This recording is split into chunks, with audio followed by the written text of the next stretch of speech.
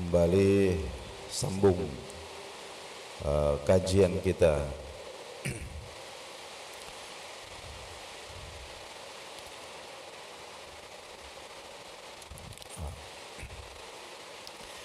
Tema kita masih tentang salah satu dosa yang paling besar yang seringkali diremehkan oleh manusia, yaitu mendurhakai orang tua.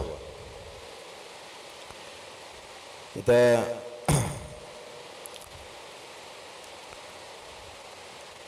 at-tasabbubu fi sabbil walidaini minal kabair. Salah satu yang paling sering tidak disadari itu adalah menyebabkan orang tua dimaki-maki orang. Itu termasuk dosa besar. Artinya si anak ini tidak langsung memaki orang tuanya, tapi dia menjadi sebab sehingga orang tuanya itu, apakah bapaknya atau ibunya itu, dimaki-maki oleh orang.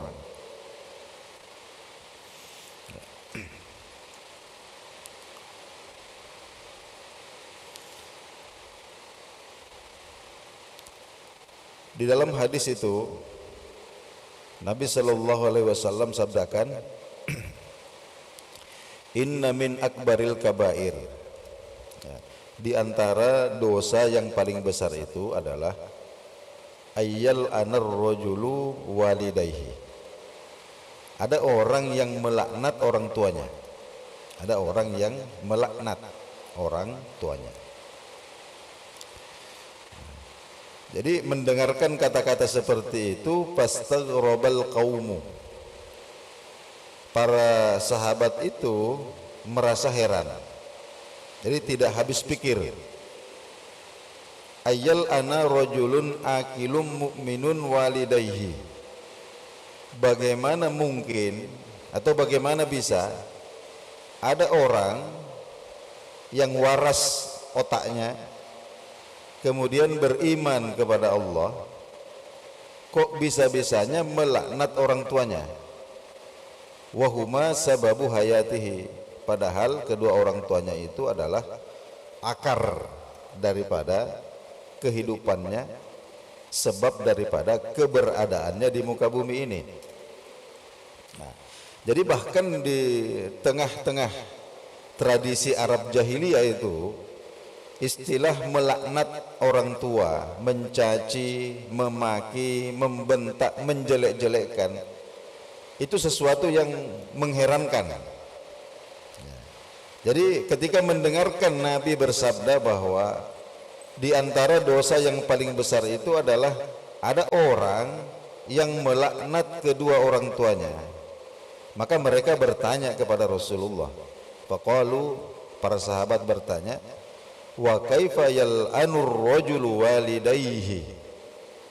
Ya Rasulullah, bagaimana bisa atau bagaimana mungkin kok ada orang, ada anak yang melaknat kedua orang tuanya? Qala, maka baginda Nabi bersabda, ya subbu abar rajuli. Jadi ceritanya itu ya subbu abar rajuli fa ya subbu abahu. Jadi ada orang yang mencaci maki bapaknya orang lain. Ada orang yang mencaci maki bapaknya temannya lah, gampangannya begitu. Ah, bapakmu itu begini-begini. Akhirnya apa yang terjadi? Fayasubbu abahu. Orang yang dicaci maki bapaknya itu balik mencaci maki bapaknya. Ya, jadi istilahnya karena umpama ada orang yang mengejek bapaknya orang lain, akhirnya orang yang diejek bapaknya itu balik mengejek bapaknya juga itu. Nah, itu namanya sebenarnya kita secara tidak langsung mengejek bapak kita sendiri. Ya. Wa yasubbu ummahu, atau orang itu mencaci maki ibu orang. Nah, ada orang yang memaki-maki ibunya. Mamamu itu begini-begini umpama. Ya, dijelek-jelekkan ibunya orang. Akhirnya orang yang dijelekkan ibunya ini juga balas menjelek-jelekkan ibunya yang pertama ini tadi. Nah, itu namanya secara tidak langsung. Itu termasuk dosa besar. Jadi menyebabkan orang tua kita itu diejek orang karena kelakuan kita. Itu termasuk dosa kita kepada orang tua. Jadi seumpama ada anak-anak ini yang anak muda ini, orang lagi khutbah Jumat, orang lagi ibadah, lalu kemudian naik motor, kemudian pakai knalpot racing, digeber-geber itu, sampai orang-orang itu kemudian mengatakan, wah itu tidak diajar sama orang tuanya kayak itu umpama.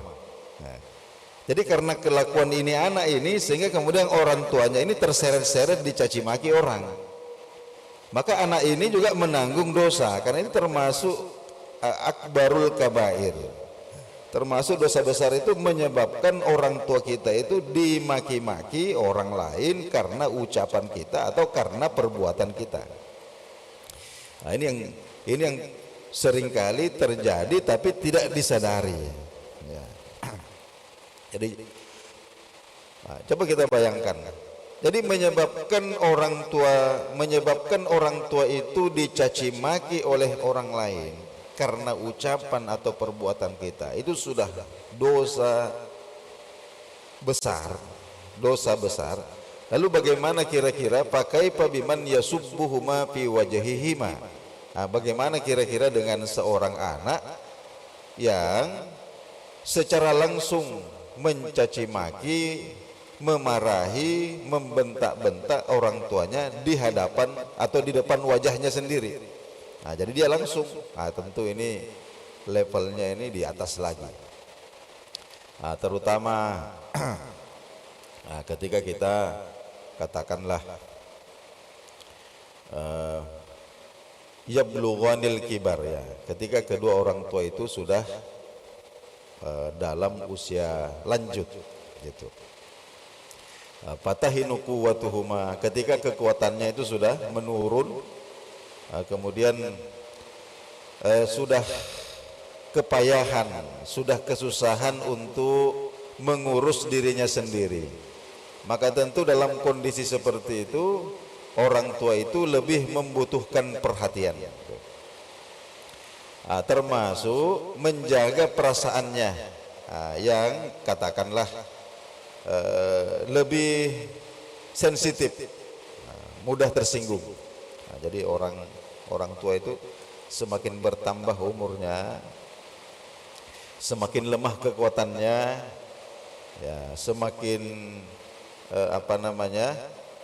banyak katakanlah keluhan-keluhan penyakit yang menggerogoti tubuhnya, itu perasaannya menjadi lebih sensitif, mudah tersinggung, mudah marah. Ya, apa sebabnya? Karena di satu sisi dia ingin tidak merepotkan dia tidak ingin merepotkan anak-anaknya sebenarnya di satu sisi, tapi di sisi yang lain situasinya atau kondisinya itu memang sudah kesulitan. Nah, disitulah kemudian itu emosinya itu menjadi lebih sensitif sehingga mudah tersinggung. Nah, disitulah kemudian ya Al-Quran ini memberikan arahan, ya, bagi anak-anak yang mendapatkan kemuliaan untuk merawat orang tuanya di masa tuanya. Nah, jadi itu kehormatan. Jadi jangan sampai dijadikan beban. Ya. Allah Subhanahu wa taala sebutkan pada a'udzubillahi minasyaitonirrajim, wa qadha rabbuk, dan sesungguhnya Tuhanmu telah memerintahkan Allah ta'budu illa iyyahu. Nah, yang pertama, jangan menyembahkan ibadahmu kecuali hanya kepada Allah. Wabil walidaini ihsanan, dan yang kedua, berbuat baik kepada kedua orang tua. Imma yablughanna indakal kibar, jikalau kemudian Ya, salah satu di antara orang tuamu itu, apakah ayahmu atau ibumu, au kilahuma atau dua-duanya, yablughani indakal kibar, itu ada di dalam pemeliharaanmu, ya, ada di dalam perawatanmu ketika usia mereka sudah lanjut, maka jaga perasaan mereka. Ya, jangankan membentak-bentak atau berbicara kepada mereka dengan nada tinggi, apatah lagi kalau sudah menggunakan fisik, ya. Bahkan fala taqul lahuma uff, bahkan mengatakan saja, artinya menunjukkan ekspresi ketidaksenangan, ya. Menunjukkan ekspresi ketidaksenangan. Yang paling rendah itu adalah seperti itu saja, itu hukumnya haram, hukumnya haram.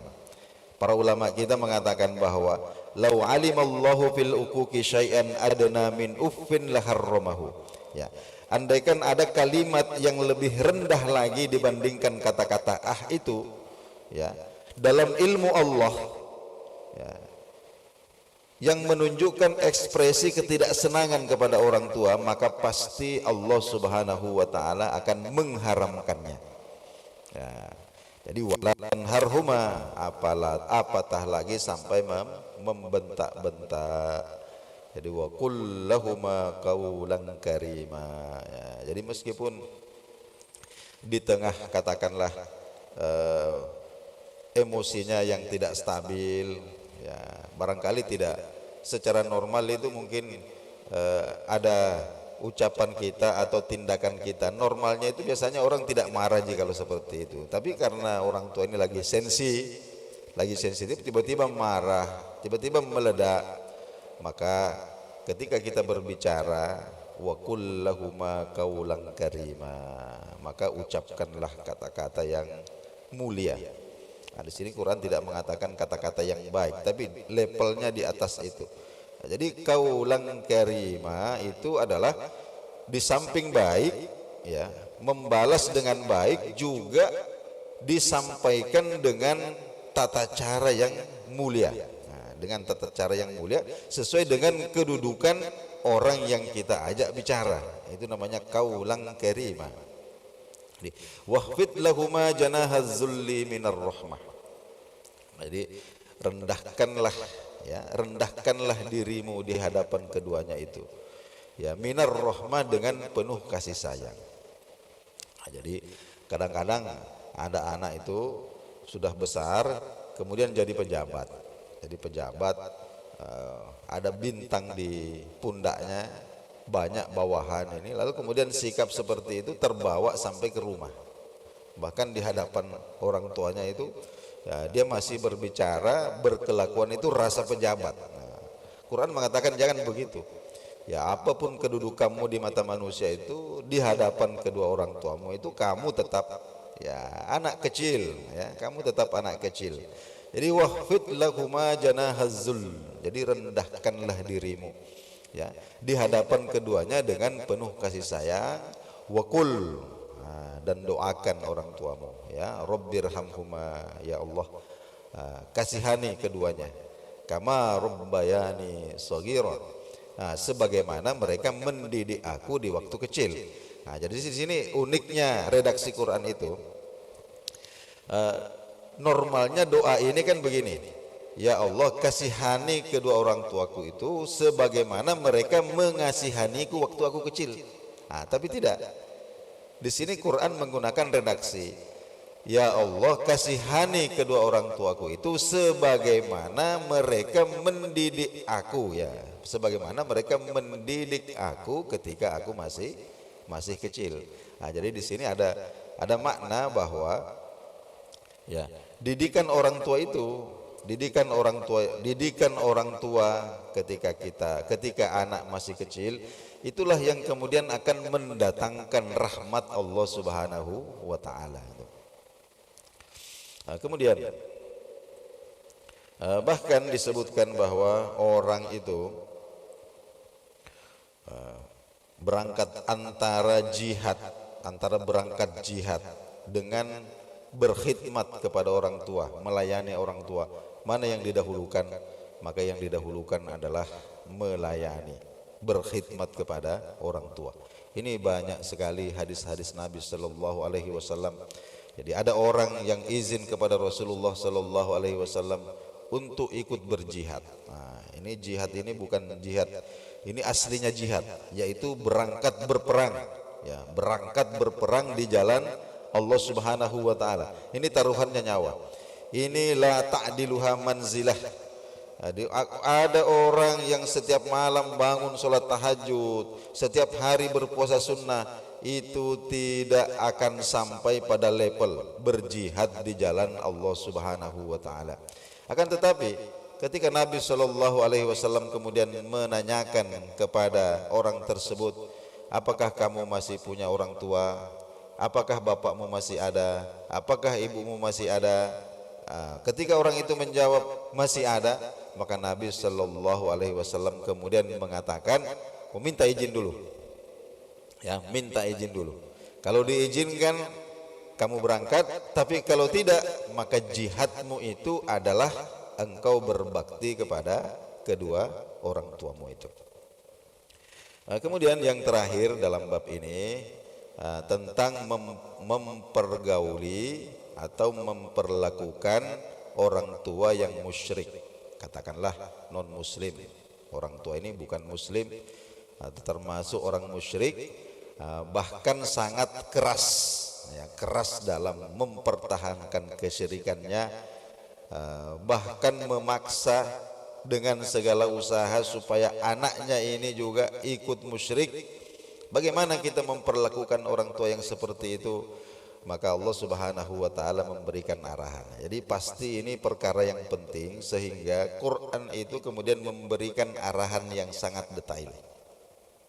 Jadi Quran mengatakan ini dalam surah Luqman, ya, perintah Allah Subhanahu wa taala itu anishkurli, berterima kasih kepada aku, kata Allah, wali walidaika, dan berterima kasih kepada kedua orang tuamu. Kemudian wa in jahadaka, jika keduanya itu memaksa kamu, memaksa, ini memaksa dengan segala cara, ya, katakanlah mungkin dia menyakiti, mungkin dia memboikot, ya, tidak ngasih duit, membatalkan warisan, macam-macam, ya. Jadi ketika kedua orang tuamu yang musyrik itu memaksa kamu dengan segala cara, ala antusyrika bi, ya, untuk ikut menyekutukan aku, kata Allah, ya, ikut syirik, ya, fala tuti'huma. Maka yang pertama itu fala tuti'huma, apapun itu jangan taat kepadanya. Jangan taat, artinya jangan ikuti itu. Jangan mau. Ya, jangan mau untuk menyekutukan Allah. Tapi nah, indahnya di sini, ya, yang Allah yang disekutukan saja itu tidak marah kepada orang tua yang begitu itu, ya. Allah mengatakan begini, wasahibahuma fid dunya ma'rufa, tapi ingat, kamu tetap wajib untuk mempergauli mereka di dunia ini dengan cara yang baik, ya. Dengan cara yang ma'ruf, dengan cara yang baik, yang terbaik. Wattabi sabila man anaba ilayya, ikutilah jalannya orang-orang yang banyak bertaubat kepadaku. Nah, artinya begini, artinya masalah mereka dengan saya, kata Allah, itu masalah orang tuamu dengan saya, nah, itu tidak usah kamu urus. Itu nanti biarlah menjadi urusanku di hari kiamat itu. Ya, akan tetapi urusanmu dengan orang tuamu sebagai anak itu tidak lepas, tidak putus. Nah, summa ilayya marji'ukum, dan ingat, kalian semua akan dikembalikan kepadaku, fa unabbi'ukum bima kuntum ta'malun, dan aku akan detailkan, ya, saya akan perlihatkan dengan detail bima kuntum ta'maluna, tentang apa-apa yang telah kalian lakukan. Nah, jadi bapak-bapak, ibu-ibu sidang jemaah subuh rahimakumullah, nah, inilah kajian kita subuh hari ini. Insya Allah besok subuh kita lanjutkan. Nah, kita sudah masuk pada bab yang keempat, yaitu al-halalu wal haramu fil hayatil ammah lil muslim. Nah, jadi halal haram dalam kehidupan, ya kehidupan secara umum bagi seorang muslim. Nah, di antaranya nanti tentang keyakinan dan tradisi, ya tentang akidah dan tradisi, apa-apa yang halal, apa-apa yang haram dalam akidah dan tradisi.